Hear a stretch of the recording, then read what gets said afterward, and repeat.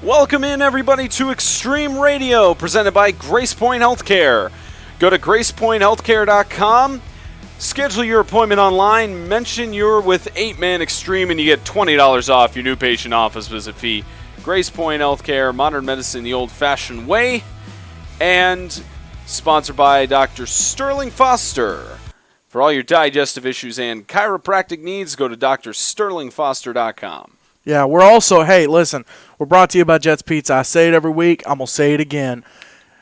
It's never a bad time, specifically if you're in Springfield, Fort Campbell, Clarksville, but no matter where you're at, it's never a bad time to say, let's get Jets. And, hey, I'm going to repeat myself. I've said it before. I'll say it again. I'm a busy dude. We do a lot of stuff with this show. I got a full-time job. I got a family. I don't want to deal with insurance situations. So, I connected with my guy, Joe Graves. He's with IHateBuyingInsurance.com. We got his logo up there on screen. He's got the hookups for you, man. I mean, at least check his website out. Give him a shot. Let him see what see what you can do. His website is up and running, I believe, last time we checked. So I know it was down last week. You're going to have to check out the Facebook page. Website is up. Go check him out. What a busy week it has been for sure with 8-Man football. There were only about 4 games, and we're still busy. It was only 4 games, and the amount of busy behavior we had throughout this week, and we'll get right into the meat of it with our recap. So, as I say, follow your helmet schedules top to bottom, and here we go. Bowling Green at Lighthouse Christian on the road. No, Spencer, that's this week. That's next week. We'll get into that later in the show. Bowling Green hosted Christian Community this week, and the Colts, in the normal fashion that they have, even though the Warriors try to fight back a lot, 80-54, the Colts get it done on the road against the Warriors. But the Warriors did not go down without a fight, and they had a huge show to present to all their fans at WKU. This game might have, and we're still doing research. I know it beat the game last year between Bowling Green and FCA. Just an insane score. 80. Their basketball teams can't even score that many points. 80-52. I mean, come on, man. It's crazy. You look at the box scores. 30 points scored in a quarter, 22 points scored. I'll run down these stats real quick because that's what I like. Micah Jones. I mean, and really it was the running attack. Micah Jones, 5 of 9, a touchdown. I'm trying to see if it's got the yards on here. It doesn't. But in terms of rushing, Braden Chum, one of the backup running backs, getting a lot of playing time Friday night. 8 carries, 169 yards, 3 touchdowns. Gage Holman. Oh, my gosh. He did what he could. 17 carries, 173 yards.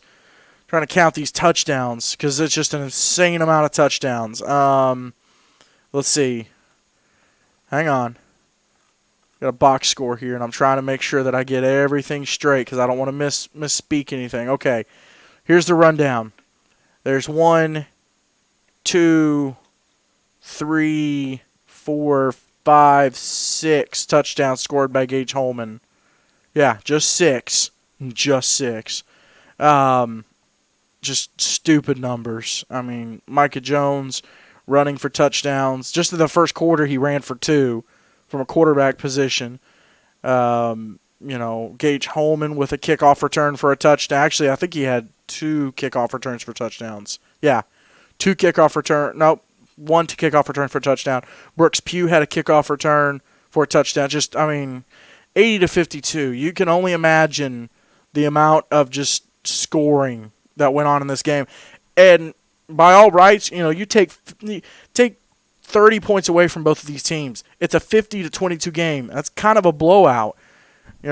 80-52, just stupid numbers. Incredible numbers. Huge, incredible numbers. Bowling Green in the season opener last year, they put up incredible numbers against Franklin Christian. And I think we counted up. They put up like 126 combined, 124, 126, somewhere in there. This one's 132, so it smashed the record. Huge score, and Bowling Green travels on the road against Lighthouse next week, and Christian Community on the road to Lancaster. South Haven takes their first of 4 bye weeks in the season. They have both of them back First to back. of 2 in a row, man. They were going to face off against Sacred Heart, but of course we reported it last week. Sacred Heart just for this year, just not doing 8-man football. The Tennessee Heat traveled on the road to Alabama in Huntsville against the Freedom Cowboys. A close game throughout all the way till about the 10-minute mark in the fourth quarter, but the Freedom Cowboys got it done 46-25, the final score on that one. But it was a close game, as stated, until about 10 minutes left of the fourth quarter, where the Freedom Cowboys, anytime they face off against any team in the Middle Tennessee Athletic Conference, whether it's on the road or at home, they put on an impressive show as one of the 2 homeschool football programs in the Southeast. Well, and I want to start this out. Obviously, we said something yesterday about it. Want to start out, thoughts, prayers out to Aiden Luchtefeld, his family, broken tibia and fibia, so both bones in his leg, right above his ankle. I watched the play that happened, just a freak accident. I don't think there's anything malicious. Just a terrible accident. The positive that you can take out of this is he is a freshman. So it's not like it's a senior year he's done or junior year, and so he's going to have some time, be rushed to come. He's only a freshman. He's got time. He's one of their better players. I mean, he kicked an extra point for him the other night. Just looking down the scoring update, the scoring recap, Goolsby hit Sutton on a 40-yard touchdown pass. The next play, kickoff, Cowboys take the kickoff back to the house. Right after Aiden got hurt, Aldrich ran for a 55-yard touchdown. The next drive, the Heat actually held them 7 straight plays inside the 10. They finally punched it in and then went for the 2-point conversion. Goolsby batted away the extra point pass. Later on in the game, they went with a screen pass on their end of the field, and Josh Hackle started on the opposite side of the field from where the pass was thrown. The screen pass was thrown. He started at the 40. Runner started at the 50, so the angle is not going to be that great, and he still chased him down inside the 5. Heat made a 4-down goal line stand, and then Ty Whitaker snuck in for 2 touchdowns, but it wasn't enough. In the last 10 minutes of the game, 5 touchdowns by the Cowboys. That's where you get your 46-25, but man, just a heck of a ball game, especially at least for the first 3 quarters. Just incredible football to watch and a great showing by both teams. And we always want James Shannon to be more positive, and just another great example of that. So those of you listening, James Shannon, that was a very positive. We want him to be more positive. It was a very positive recap. And the Freedom Cowboys have their game next week. Don't have their schedule in front of me, but the Tennessee Heat, they picked up a travel on the road game against Ezell Harding next Friday. Going to a game that unfortunately was not close. The Lighthouse Christian School Lions hosted the Lancaster Christian Academy Knights. A combined 90-point game in score, 72-18. And they were a crazy score like that, and they were still 40 points off the record of that week. Still 40 points off the record, but Lancaster just doing the same thing they did to the Tennessee Heat. They didn't shut out the Lions. They at least had some fight in them, but at least for Lancaster, they still have that. They easily got that replacement in the backfield for Matthew Bowden, but their star quarterback at the freshman position, Deuce Bragg, I mean, he's a huge impact of why they got that score. The recipe for Lancaster is just more. Exactly. Isaiah and Elijah, more. Just more. I mean, just a stupid amount of touchdown passes, guys, just constantly connecting. A couple touchdown passes for Lighthouse, a touchdown run. I've got the names right because I do want to give these guys from Lighthouse a shout-out. Let's see. The touchdown passes were from Aiden Hooper to Adam Blevins, 2 touchdown passes there. Had a touchdown run for Jamari Teague, however you want to say his name. But just a decent amount on offense for Lighthouse, but for Lancaster just completely going off. That's 2 weeks in a row they've put up some numbers, and they've got that freight train rolling. It's not going to stop anytime soon. They got that freight train running in Lancaster, trying to keep that going as they host the defending conference champions, the Christian Community Colts. We'll get into that later in the show, but I have a feeling that game is not going to be as huge of numbers as Lancaster's run up. And if it is, it's going to be scoring on both sides, a complete shootout in Smyrna. And Lighthouse Christian School has a second home game next week against the Warriors. Christian Community, we already went over their score with Bowling Green, and we already went over the other active team that was in the South Lancaster because Franklin Christian, Franklin Classical, and St. Andrew Sewanee were on a bye week. So we get to the game that we had the pleasure of calling that was close until about the fourth quarter. I needed that for sure. Out of all the games that we were covering throughout last year, it was just crazy. Went right down to the wire at about the fourth quarter, and Ezel Harding was tied 30-30 at about fourth quarter, then went up to the final score where Ezel went on a 30-0 run, 60-30, and in the 8-man football debut for the Eagles, they just had a brilliant connection between Griffin and Price to be able to get that victory. Well, just in case any of y'all were curious, we mentioned just a second ago, Freedom Cowboys take on Lighthouse Homeschool Warriors out of Oneonta, whatever, Alabama. I don't even know how to pronounce it. As broadcasters, we try to pride ourselves on getting the right pronunciations and the correct emphasis on the right syllables. But in James's case, he does not care. I don't care. I pull an Ed Sheeran, Justin Bieber. I don't care. Listen, okay, that was good.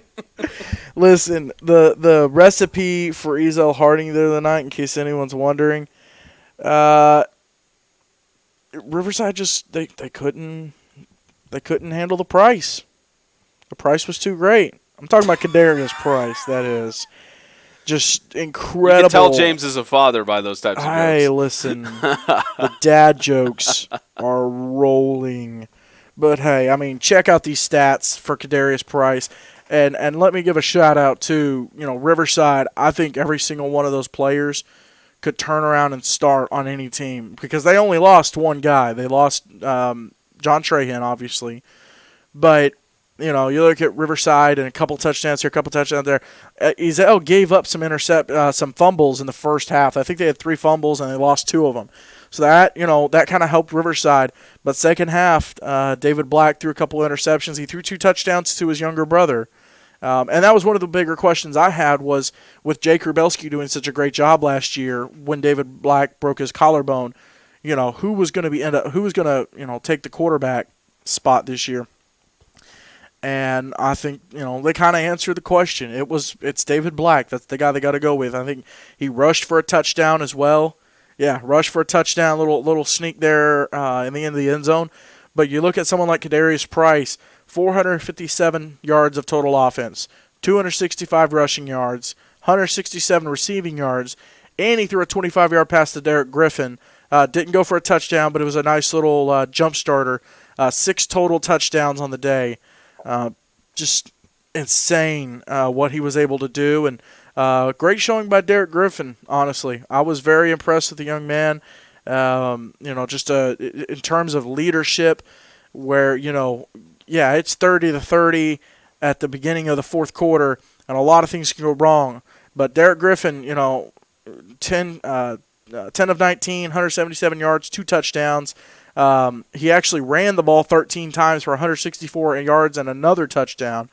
So, between Price and Griffin, and then you had, guys like Braxton Coleman jumping in there and making some things happen.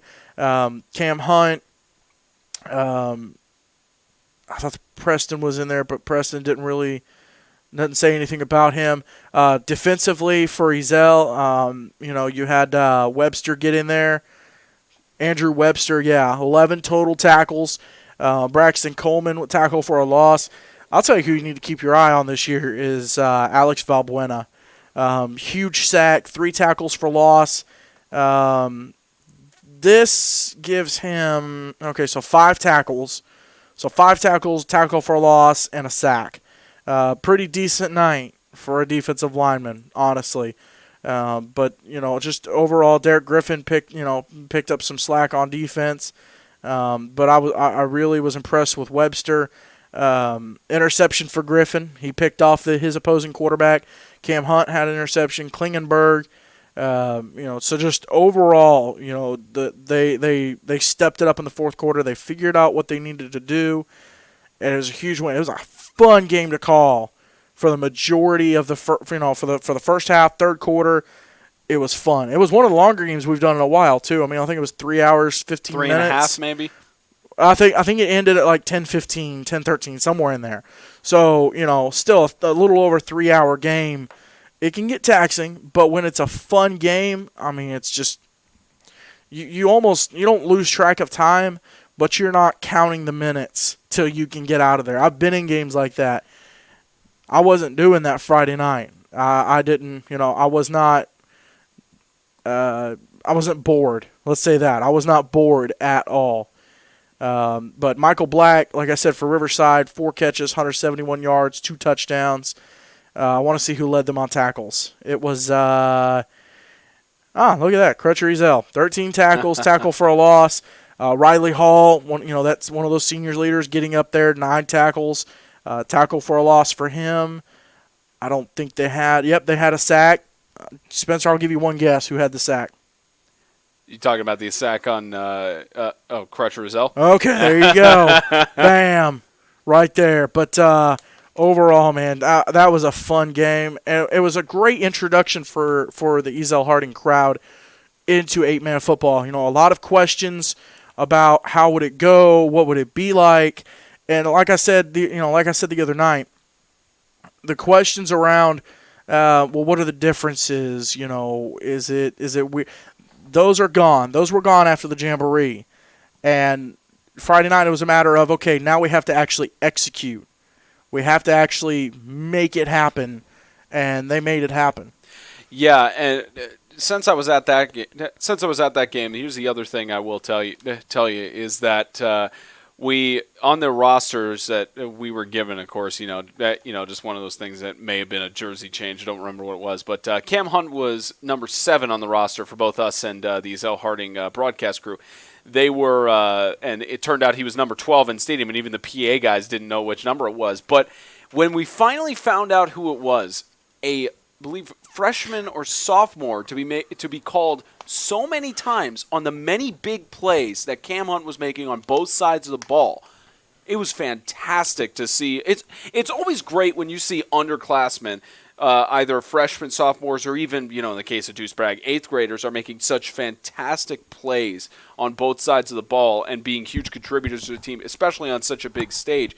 It was just fantastic to see what Cam Hunt was doing. Well, and here's the thing too. Sometimes you'll get a number change with a kid, and he doesn't do a whole lot, so it's not really necessary. Mm-hmm. Cam Hunt's number kept coming up, and we were like, we've got to find out who this guy is. Mm-hmm. We cannot keep referring to him as number 12. So kudos to him for making that happen and pushing through that. The other thing I will say is that there was a lot of cramping up going towards the end of the game, which is rightfully expected. Get some Vlasic in there, man. Yeah, get some Vlasic. Now that's how a crunch should sound.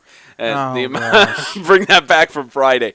But but it was just the amount of cramping that was going up. The good news is we haven't heard of any injuries reported on either sides of the ball. I know that didn't look like it. I know that both Riley Hall and Crutcher Ezel several times that they had to stop the game. That's part of why it went to about 3 hours, was because of the many stoppages for injury. As far as we've heard, no injuries on either side, which is fantastic for their for both those teams, their first games that they're open and such. So it's right before we move on, I just want to point out a friend of mine asked if we wanted to have dinner for Chick-fil-A. It's Sunday. You mean have Chick-fil-A for dinner? Yes. Okay. Have dinner for Chick-fil-A, yeah. Yes. Yeah. Exactly. Ezel Harding picked up a home game. They're facing against the Tennessee Heat next week, and the Riverside Christian Academy Knights host the Franklin Classical School Knights. So a collision of the Knights going into Imagine that. Three teams in the South name the Knights. Next week. We'll have a collision of the Knights. Imagine that. Well, the good news is for you, ladies and gentlemen, we got our phone interviews set up. We finally got that feature set up, and I have a feeling, James, you hear a sigh, he's going to start. I love it. I love that this worked. Yeah, so... this is about to sound so good. It's about to sound as standard as radio. It's not going to be the same voice quality as Discord is what we've used in the past, but it's going to be, standard to most radio stations and such. But it's always a pleasure to get, as while James is setting this up, it's always a pleasure to get coaches in, hear their perspectives, and get everything in as James is getting that plugged in and calling the coaches there. It's always a great pleasure to get people in the league and to discuss with them, hear their insights for the game, get all that stuff handled. So we are thrilled and excited, of course, to have the head coach for the St. Andrews Sewanee Mountain Lions up on the show, the one and only Mr. John Hargis. How has it been in the off season on the mountain there, Coach? Well, it's been hot.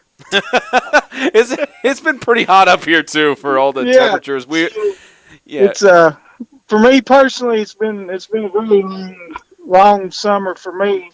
All the personal things going on, but as far as the SAS football team, we're kind of low in numbers this year. We got 4 seniors, Kaylin McLean, Thomas Stapleton, Stephen Anderson, and Bo Sane. We'll be looking for them for the senior leadership. And we got maybe 2 juniors, and everybody else is sophomores and 8th graders. Okay. Go ahead. We just for a lot of people that don't know, this is our opening weekend. So I just left the school, putting equipment on about 6 new guys that's boarders. There you go. So got to make that happen. Mm-hmm. Yeah. So we're probably looking this year. Right now, I think I'm sitting at 13 upper schoolers with 3 8th graders. Right. Got about 8 6th graders. If we can get them all out and get them to work, and we're going to work our middle school program this year. Now, Coach, you obviously everyone knows about Jalen Tillman. Everyone knows the quality that he brought, the way that he was able to play. Of course, playing at Randolph-Macon College now. Someone like that, losing him to graduation, what kind of things have to go on in order to, obviously no one's, irreplaceable. Well, what kind of things have to go on in order to kind of move on from the kind of gameplay that he brought to y'all? Well, individually, Jalen had a lot of athletic ability that you didn't have to teach. But I look back over the last 2 years of that program, losing 10 seniors that we lost off the 8-1 team, right, and then losing 9 seniors last year. I don't like using the word rebuild, but we're back to the basics. Yeah, exactly. We're having to learn how to line back up in the huddle. But I honestly believe that we spent a half a day learning on how to line up in the huddle, bust the huddle, and get to the line of scrimmage. Because I've always felt like if you don't look good, you don't play good. Exactly.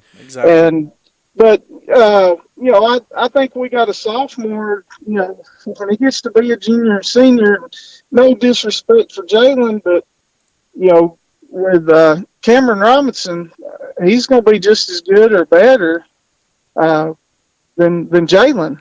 I've enjoyed everything I've seen from him so far, and like you said, I'm looking forward to seeing him this year. I think just me personally, I think he brings a lot to the table, and I know you agree. Does. Yes, and then we got another kid that's a sophomore. He came out with Cameron, last year. It wasn't the right time for him, but he's worked. That's Caleb Salmons. He's come and worked hard in the weight room all summer long, and I'm excited about having him and Cam both at guards in the next 3 seasons. Right, exactly. Coach, you talked about how you had you already kind of answered my question. I was going to ask about how you felt practice have gone so far, and it seems like you're starting to work out the kinks in practice, but you've got another few days. But coming up on Friday, you guys have a tough challenge. You're going to be on the road to start out against Franklin Christian Academy, who always, regardless, it seems that any time that they are in a football season or Amen football at any time, they are always well coached. They are always focused and poised, and no matter what size they have on their team, they always bring high competition to whoever they face. So what's the main message that you're going to be telling your guys going into this game on the road? More importantly, what is the biggest focus that you're going to have for your players going into your opener on the road? Well, we only had we done the preseason last week. So I actually got a lot of my kids last Friday before last, and we kept them on campus all weekend and turned them back to their parents on Monday. And I think we had 8 kids there that day, or that weekend. And, and bringing in 6 more, this week we're just going to focus on ourselves. Because I got 6 new guys that's got to learn how to line up. They got to learn the playbook. They got to know where to be. So as far as me being able to, from a coaching standpoint, put any wrinkles in like we used to be able to do, we're at the basics, and we just got to get better as being SAS mountain lions. Now, Coach, you got Caleb McLean obviously coming back as a senior, and I know you guys lost lost your quarterbacks from last year with transfer, whatever happened. So having someone like Kalen, maybe even playing quarterback, does that help stabilize things a little bit? I know you guys love the ground and pound. So, keeping the playbook kind of simple and then having a senior who's been there for several years, how much does that help the guys get ready for the season? Well, it helps tremendously putting him in the backfield for that leadership purposes. But man, it kills us losing him because he started as a freshman as our center. Right. He's been in the trenches with the Tillmans and all the big guys. So, it hurts us. It helps us in a way putting him in the backfield, but it's a big loss on the line, for sure. But Kalen, them 4 seniors, like I told him, this is your team. This is your chance to be a leader, and they're going to do good. Well, and it almost seems like, Kalen just moving back a spot to quarterback, almost at times he could work with that center, close up instead of it being another position on the field where it's a little bit farther. Almost like he could, whoever you put at center, he could help a little bit and kind of walk them through, okay, now you need to do this and this and this. Oh, yes, and actually, we lost Coach Montgomery. He's not going to be coaching us. He took a job down at Sparta County, so we got Neil Johnson and John Wheeler. Neil played football at the University of the South, second-year teacher, first-year coach. Coach Wheeler was a baseball player, played football in high school. He's going to be second-year teacher, second-year coach. So we're just all helping each other out right now. I know you're focused on getting your team set, and obviously, a little bit for the game on Saturday, on Friday rather. But is there anybody this season that you're really looking forward to playing? Oh, well, I always look forward to playing the games. I mean, it's part of the high school experience. I'm more excited for the kids to be able to have a team and to be able to get out on the field. Now, what we're going to focus on every week is St. Andrews football, getting out there. We're getting better each week, and that's what we got to focus on. We got to do the little things. Now, Coach, obviously everybody knows about how twice the Mountain Lions have unfortunately been on the bad side of the coin in terms of the coin toss tiebreaker. Dang, guys, when are we going to let that go? No, this is a good question. This is a good question, though. So obviously, with the MTAC board changing to the 6-team playoff this year, there's no more coin tosses per se, unless there's that tiebreaker we have in 2017. Oh yeah, we got to get your thoughts on that. How much? What are your thoughts on the 6-team playoff, and not only that, but your team's motivation to chase for the playoffs even more than they have in the past? Well, I know the president might not like what I'm about to say here, but I'm going to give you guys some food for thought. Sure. Have you ever went back to that season and seen how a 16 playoff would have really helped us? The time. We would have still had a coin toss. I still pick you guys. I still put you guys in the championship that year if there's a 16 playoff. But here's the thing, and this is what I told my guys, and this is what I've told you guys. At the end of the day, if we took care of FCA, we wouldn't have been having to worry about a coin toss. Exactly. And when you get to a 3-way tie, there's not I would prefer a coin toss over trying to go through all them other rules that they want to put in. Right. Because a coin toss is simple, and if you're mad about the coin toss, you shouldn't have put yourself in that situation. Exactly. Mm-hmm. But as far as the 16 playoff, I'm tickled to death. I liked it, and then nothing about what happened to us 2 years ago. I've just always said, at the high school level, especially with MTAC and coming from a TSSAA member teams, you're giving more kids an opportunity to experience a playoff atmosphere. Right. And anytime. And a lot of times, a lot of people forget about, hey, we're talking about high school kids here, and about the experience that they can have, and that's why I'm for a 16. Exactly. Y'all are y'all gonna miss that web rivalry? Oh Lord, yeah. Yeah, I mean, hey, I'm okay with losing every game I do. I don't like hearing this, but as long as I beat Webb, I'm happy. I'm sure they felt the same way. I'm sure they felt the exact same way. But hey, and there's some great people down at Webb and everything. But your friends off the field or off the court. But when you step on that field, it's all about winning it. Exactly. That's the enemy. Have you guys been able to make any upgrades with your field? Yes, actually, the turf's looking great, and I know that's what you're talking about. It's the grass, right? Well, I mean, if I was a player, obviously. You guys have a great. I did get a chance to play on that field, so yes, I do care about the grass. Hey, you guys have a good keeper though. So we've never seen any issues with the grass when we've been down there. It always looks pretty. And taking that, I mean, not only we've got the Bermuda looking better than ever, we have put in some hot spots, and I think that thing's called a Wi-Fi. Uh-huh. That's going to be floating around out there for the broadcast people. Okay. All right. Sweet.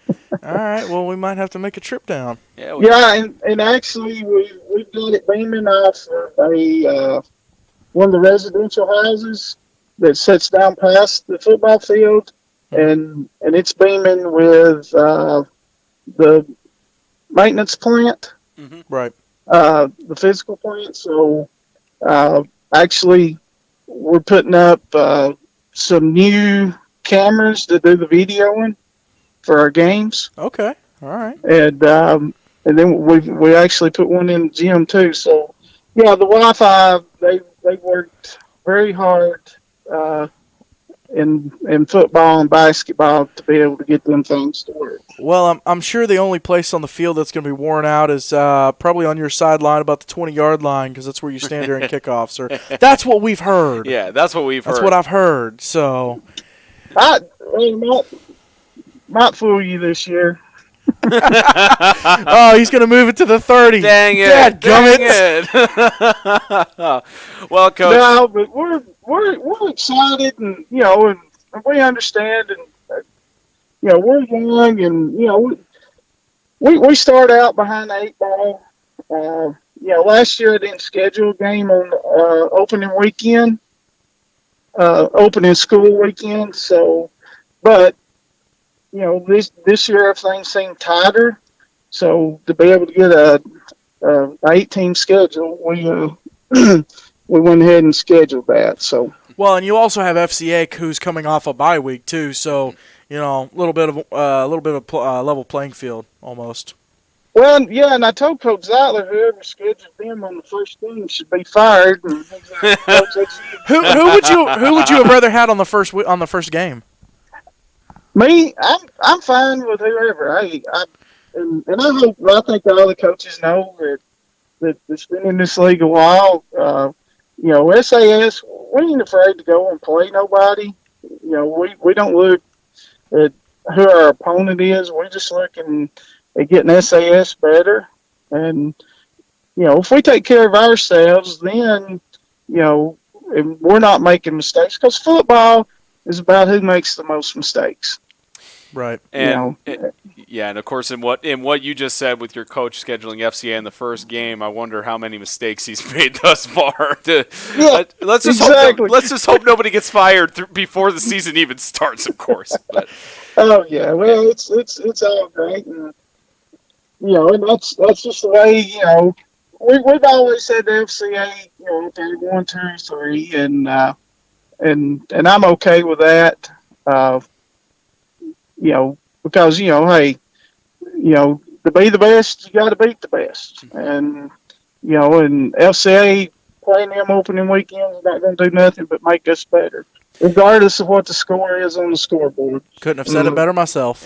Yeah. So, and, and I'm just wanting these young men to have a great experience, and definitely don't want none of them injured, but, we're definitely a tough sport to keep that from happening. But and that's the thing about coaching. We're working on tackling and the proper way to tackle. And the Pete Carroll, the tackling drills and the new style tackling he's got. It's been great to learn. It's been great to teach.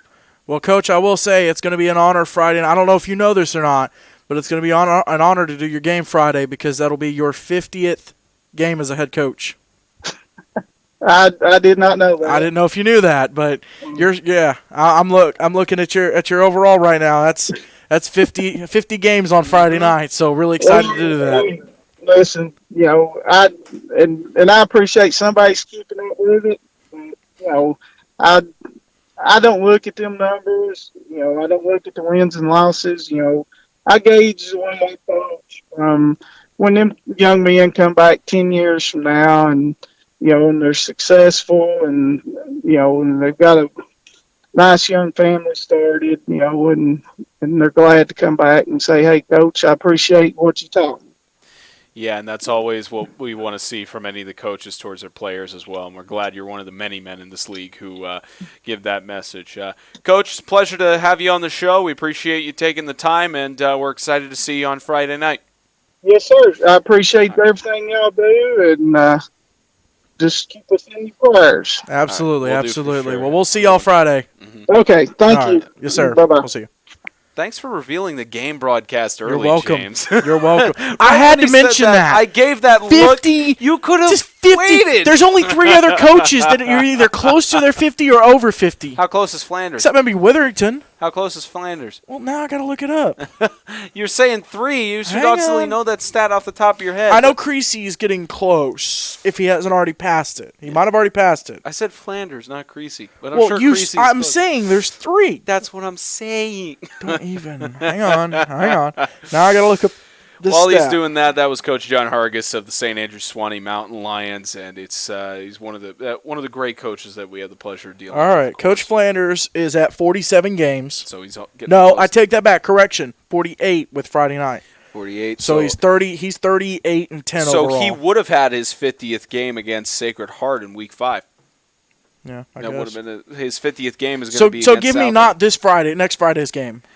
What was that? What's next Friday's game? Next Friday is the Heat. Okay, so he'll play the Heat in his 50th game. Oh, I thought you said it was 48 with Friday. No, 38. 30. Okay, 38. 38 wins, 10 losses. Okay, is what he's so sitting at right now. So 48 games. Count Friday night, and then next Friday night against the Heat. So that's at home too. So 50. that'll be at May Flanders Field. He'll coach his 50th game at home. That's fantastic for him. So Let me tell you. Hang on, I got Creasy too. Creasy is at. Let's see. Creasy is at.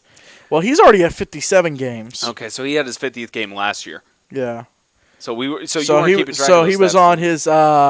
He had his 58th game. Do we count the bowl game? Yeah. Okay. I'll count every game. Okay. Yeah, that's fine. The only Oh no. I was asking. I was asking what you define as coaching. Yeah. that No. game. No. So if you don't count those, it's yeah. Yeah, that's the only reason I asked there. Yeah. But regardless, I mean, congrats to more than 50 games, Coach Creasy, and for next weekend, congratulations to Coach Flanders. He'll be coaching his next game, and coaching his 50th game, coaching his next game. Fantastic wordage by me. But, all right, it's time to get into our normal preview of the games for Week 3 of the MTAC 3-1 last week. Why are you dancing in studio? 3-1. Yeah, you were 3-1. So close to 4-0. Still took one loss, ladies and gentlemen. He still took one loss. I've taken 2 losses so far this season. Follow on your helmet schedule. Listen, top to bottom, everybody. 7 games this year. I've called 5 of them correctly. I'll take those numbers. 2 weeks. That's fine. You're fine with the positive record. Watch at the end of the season. I'm looking at the positives. He's going to predict some team 2-6, and then they'll go on to win the MTAC championship. Sounds like 2017. Yeah, Hardy, hard. Follow on your helmet schedules, top to bottom, everybody. It's time for James's picks that he did pre-Jamboree. Well, it's time to preview the games too. That's what Not we're just doing. picks. That's why you break these games down in detail. All right, for Week 3 of the regular season, Bowling Green Christian Academy goes on their second road trip of the year. They play against their North rival, the Lighthouse Christian School Lions. Is it really a rivalry, though? I mean, any individual rivalry is a rivalry, but I guess. It's not as heated as the ones that they would play in other games. Who'd you say is Bowling Green's biggest rival? CCS? Yeah. That's their biggest one. But maybe South Haven. With them losing to Christian Community last week, this is a critical game because now that there are only 5 teams in the North, if they lose this game, they're at 500 in division, which I mean could get them into the postseason, but it depends on a lot of other factors. So this is a critical win. Yeah. So this is a critical win for Bowling Green Lighthouse. Who do you got for this one, though? I picked Bowling Green for this game. I think this is the one game they'll win. Lighthouse will have everyone at the game. I believe they had some players out last week against Lancaster, which, you might as well, anyways, not even getting into that. But I think, and really, this is Lighthouse's second game. They're clicking. They just started practicing 2 weeks ago. So last week's game, they had 2 weeks of practice under their belts. They were up and running and going. So, I've got Bowling Green picked in this one. I think it will be a good game. But again, Lighthouse it's all about how Lighthouse handles who? Gage Holman. It depends on how they handle who you've said is the second. And they've got dudes that can handle him, but we'll see if he can. So you've got Bowling Green taking the win on the road in the Lions' Den. So it's going to be interesting for that game between Gage Holman and who would you say Lighthouse's star player is right now? I don't think they really have one. I mean, Christian Sharp is really good. Nick Kennard came back, so he's a really good receiver. Dedrick McLean is really good on the line. So, I mean, they've got a few guys back and Bowling Green has a few guys. I just think that Gage is the second best lead guy. Yeah. South Haven is on a bye week that was scheduled at the beginning of the season, but going into their second bye week, it's going to be tough for them. But I'm sure that they'll catch one of these North games up here. Or maybe they'll catch our broadcasted game. It's possible. Game's already revealed. The Tennessee Heat, they were originally going to play at Sacred Heart on Saturday, but with Sacred Heart canceling their season, they picked up a away game against the Ezell Harding Christian School Eagles. And with the way the Eagles played last week and with the tough loss the Heat had, it's set to be a dangerous matchup in Antioch. I'm gonna take the Ezell on this one. Obviously, this isn't one that I couldn't pick pre Jamboree, but I am gonna give Ezell the win on this one. The way they started clicking Friday night, and once the guys, it's almost like for a couple quarters, I knew that the novelty wore off, but it's almost like they were still kind of getting used to it. I don't know if that's accurate, but that's how I felt it was almost like. But now that they've got it figured out, I think they're going to get that freight train rolling. I do think Ezell will pick up the win. But here's the thing about the Tennessee Heat, though. Here's their situation. Yes, you've lost 2 games. You lose Friday, you lose 3. You know what the thing is, though? Those are not divisional losses. They're not. Those aren't MTAC North losses. So you can lose 3 games. They're still fine for the playoffs. Because I think they can beat Bowling Green. I think they can beat Lighthouse. I think they can, hypothetically, possibly, it's tight. Are you saying what I think? It's going to be good. It's going to be a good game between South Haven, CCS, and you think the that? Heat. Yeah, you're saying. I still think they're in the playoffs. You think the Tennessee Heat can beat Christian Community? Is Possibly. that what you're saying on air? Possibly. All right, just making sure the record's straight because you hesitated at the end there. Well, let me tell you for sure. Did I pick them? No, I picked Christian Community to win that game. Okay, you said it's possible, but it is possible. Going by your picks, you went pre-Jamboree, of course. Now you're saying it's potential. But yeah, I've got Ezell picking up the win. But like I said, these are 3 non-divisional losses for the Heat. So scheduling, that's the thing about scheduling 11 games. You can do that. You can lose 3 games, and you're still good. Especially as long as those losses are out of division, exactly, you can lose those. So Lighthouse, we already went over them, hosting Bowling Green. Now Christian Community, they are not facing an in-division opponent. They travel down to what's set to be a fantastic matchup against the Lancaster Christian Academy Knights out in Smyrna, between the defending MTAC champions and the defending MTAC Consolation champions. I think there's a little bit of a rivalry going on. Of course there is, because that's a rematch of the semifinal last year. Both of those teams, it's looking like it's going to be a fantastic game. You have Deuce Bragg against, I believe, Micah Jones, the starting quarterback there. You got Brooks Pugh. Against some more brothers. Yeah, just against some more brothers. And you've got in the backfield, you've got Hargrove against. Hargrove's more of a receiver. Moore is more of the running back, and Jordan Horde, who's just exploded on the scene. But in the last 2 games, the defending conference champions. You got Avery Harper. You got dudes.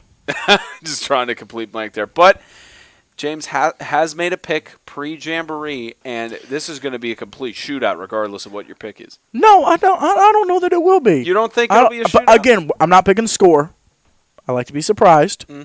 I do think Lancaster wins this one. I think Lancaster moves to 3-0. Ooh, that's a fresh hot take right out of there. It's at Lancaster. You going to break down the game anymore aside from the players? We just did. I think Lancaster. I know. I think Lancaster wins. I think they're stacked. I think CCS. I don't think they have what I don't think they have what they need to keep up with Lancaster.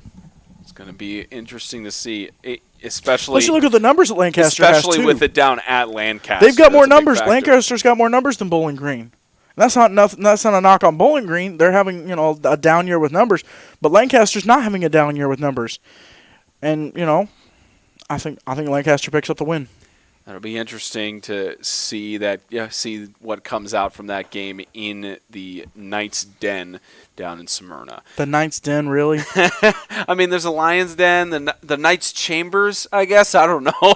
That's a stretch, bro. What else would you call it? Like the Knights. Whatever the name of the field is there at Smyrna Middle. The jousting pit. I don't know, something like that. I'm mixing Roman times with medieval times. That's some Renaissance share. That's some Renaissance fair level stuff. I'm just he's just jealous that I know my history. Riverside Christian. Riverside Christian going to the MTAC South. They host the Franklin Classical School Knights. There's a clash of the Knights, a little jousting match down there in Fayetteville. Going back to history there. The Knights have the best player in the league, according to James Shannon and Josh Austin. Classical Knights. The Classical Knights. They have the to clarify, they have Josh Austin, but of course Riverside has several of their weapons. Riley Hall, Crutcher Zell, they've got some decent guys, and especially with the way they played against Zell until the very end, and with them having a week to recover, it's going to be really, really interesting to see how Crutcher Zell responds to Josh Austin pressuring him. They're going to respond just fine. I've got Riverside picking up the win. I think David Black is, he struggled there in the fourth quarter. They ran out of gas a little bit, I think. But I think they've got they've got it going. I think Riverside obviously is better than Bowling Green, and so Classical was able to be. Here's the thing too. I think if Riverside gets up 12-0 on Classical, I don't think they'll let them come back. I don't. So I got Riverside beating Franklin Classical for the second year in a row. And Riverside, so bam. Riverside for sure has to get this win because they're now 0-1 in the South. So you go down 2 losses in the South against the other tough teams. They have to get a W if they want a chance at that third slot in the playoffs. We already covered Azell Harding. We already covered the rest of the teams here, except for the game that James revealed that we are going to broadcast at Jim Warner Park in Franklin. The Franklin Christian Academy Falcons have their home opener for the season, hosting the St. Andrews Sewanee Mountain Lions. The Mountain Lions have their opener on the road, and we've seen a little bit of what the Falcons can do in the Jamboree. We don't know exactly, aside from our interview here earlier with Coach Hargis. We saw them with South Haven too. We saw them with South Haven as well. So we know 12-point comeback. We know that FCA it fights until the very end. The question is, how is Sewanee going to retaliate and try to get past that Falcon offense? And I have a feeling I know what your predictions are because I think you told this about earlier in the season. Yeah, but let's hear what you got. I picked FCA on this one. I think Sewanee, they're not. It's not going to be a blowout game. It's not. Maybe I'm not going to pick scores again, but I don't think it'll be a blowout game. But I think Sewanee is still getting their ducks in a row. They're still getting everything lined up. Now, Daniel Holcomb better be careful because he's going to be in trouble with Cam Robinson coming out. Like I said, I've seen Cam Robinson. I love Cam Robinson. Caleb McClain playing linebacker. They've got a defense. Even if they're still trying to put everything together on offense, I think in terms of defense, they've got just enough guys coming back. Stapleton got some playing time on defense last year, and so I think they've got just enough guys coming back that they're going to be able to wreak havoc on that Franklin Christian offense. But here's the thing: you still got Zach Dooley, Asa Sheets, guys that can step up. They're going to have to step up at home, with that being their home opener. But they've also been off for a week, so you got to wonder how that affects them too. But I do have FCA picked to win on this one. But again, if Sewanee loses, they're only down 0-1 in overall and in the division, so it's not a huge deal. FCA's been off for 1 week, but of course they have the 1 game played advantage and the Jamboree over the Mountain Lions, who just started their practices last week. So 2 weeks of practice compared to the summer camps that FCA has had. It's going to be interesting to see how they play against each other, and we're going to be there to call it on top of the scaffolding too. That's going to be fun to go back there from last year. I love scaffolding. We love scaffolding. It's great. Especially with, they have I loved the press box we were in Friday night. Zell Harding had a great press minus box. the steps. Fat boys don't like steps. The steps are all right. I mean, it's the same. Speak for yourself. Hey, I carried a bunch of equipment. That's true. Man. That's true. Don't even start. That's true. But yes, we're going to be live for the Mountain Lions and the Falcons for Friday night for the Extreme Game of the Week presented by Kingdom.com. Well, that's going to wrap up the show for Sunday, unless you got any other shameless self-promotions you got this week, James. Yeah. You got one? Go check out first episode of Extreme Talk. Released it this past Thursday night with Matt Bowden. And you going to reveal who our guest is for this Thursday? No. But we got another episode coming up. Got a good one. Got a good, relevant one coming up Thursday night. Mm-hmm. Very relevant. You're going to want to catch it. So Thursday night at 6 p.m., that'll release for Extreme Talk, episode number 2 of 2019. So it's going to be fantastic to see how that one goes down. Oh, and by the way, I knew you had a shameless self-plug. It's not a self-plug. What do you got? Next Sunday, the game changes. That's all we're going to say. Facebook posts, yeah. All we're going to say is the game will change. Yes, it will change. There's some big things cooking. Big things cooking. That's what I just said. Gee whiz, there's a freaking echo in here. My second to last echo is broken. I've been trying to get it fixed for a little bit. Keep saying Echo. No, it's echo, cookie, echo. See? Second to last echo is broken. I got to get that fixed. That'll wrap up the show for Extreme Talk today. Extreme Radio wraps up for Extreme Talk. That'll wrap up the episode of Extreme Radio today, presented by GracePointe Healthcare. Go to GracePointeHealthcare.com. Look at their new website they just launched about a week or two ago. Request your appointment online, and if you mention 8-Man Extreme sent you, you get $20 off your new patient office visit fee. GracePointe Healthcare, modern medicine the old-fashioned way. We're also sponsored by 3 different people. I'll give you one of them, Dr. Sterling Foster. Visit drsterlingfoster.com for all your digestive issues and chiropractic needs. And we got 2 more sponsors James like to tell you about. I was about to sneeze, but I didn't. You know why I didn't sneeze is because I thought about some delicious Jets pizza and it distracted me. Hey, listen, if you're in Springfield, Fort Campbell, Clarksville, specifically, but no matter where you are, hey, go check out that Jets pizza. I still think they should bring back the BLT pizza. Franchisees, if you're listening, corporate, if you're listening, this is a request. Bring back the BLT pizza. Listen, no matter where you are, no matter what situation, no matter what, it's always a great time to say JETS, let's get Jets. And, hey, here's another thing. You eat enough Jets pizza, you're going to need some insurance. So guess what? Go give my guy Joe Graves a check out. Go give him a call. IHateBuyingInsurance.com. Hey, it's no laughing matter. You need to get insurance. You need to get that part straightened out. The sponsors are not the laughing matter. It's the way that James has segued into all of these. It's amazing segues, and we have some amazing sponsors, including Joe Graves from IHateBuyingInsurance.com. So go check out the website. Give him a shot. Let him give you a quote and see what he can do for you. That's the least you can do. It never hurts to get a free quote. Bam. This is the quote. Yeah. Speaking of quotes, this is the quote of the year. I didn't sneeze. You know why? Because I was thinking of delicious Jets pizza. That is the quote of the year. You're welcome. Sheesh. And I'll take my. I don't know what the awards for radio are now, but I'll take it now. We're not going to get any Emmys for this show. I'll tell you that. We're not. Emmys TV. Emmys or TV. What are the radio awards? I don't know. Actually, I'll take a YouTube award. If YouTube will give us any. Right. That wraps it up for Extreme Radio this week. We're going to be live from Franklin Christian Academy's home field, Jim Warren Park. They host the St. Andrew Sewanee Mountain Lions. We'll be live at 6:45 for that in thekingdom.com Extreme Game of the Week. For James Shannon, I'm Spencer Thompson. For all the hardworking men and women that make 8-Man Extreme successful, we will see you on Friday for the Mountain Lions and the Falcons. See ya!